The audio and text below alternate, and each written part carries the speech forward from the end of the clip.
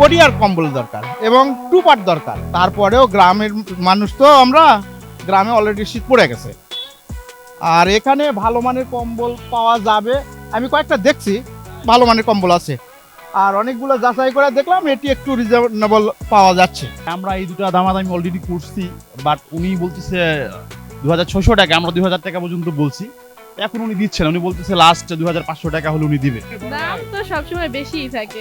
Customer তো চায় সবসময় কমে নিতে, কাস্টমার তো টুকটাক অভিযোগ থাকে, কিন্তু আমাদের তো কিছু করার নেই, আমাদেরও বেশি দামে কিনতে হয়, এই কারণে কাস্টমারের কাছেও বেশি দামে বিক্রি করতে হয়।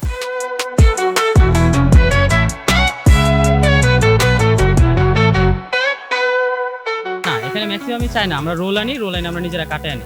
সাইনবোর্ডে আমাদের দোকান আছে ওইখানে, ওখান থেকে আমরা কাটে আনি। তবে মূলত এগুলো চায়না থেকে রোল আসে। আমরা পাইকারি আনি, এখানে লেখা আছে প্রতিটা, এই যে দেখেন মেড ইন চায়না লেখা। আমরা এটা বলেই বেশি কম বেশি চায়না থেকে আনে রোল। এখানে আমি জানি যেটা এই যে গার্মেন্টস এগুলা লাগানো হয় এমনি চায়না কম, আর এটি হচ্ছে বাংলাদেশ এইগুলো।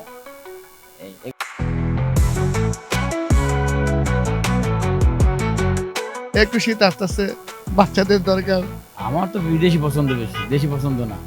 দাম স্বাভাবিক ভাই, জিনিসপত্রের দাম যেহেতু রেগুলার বাড়তেছে, কম্বলের দামও আগে থেকে কিছু বাড়ছে, এবার প্রতি বছরে সামান্য কিছু বাড়ে।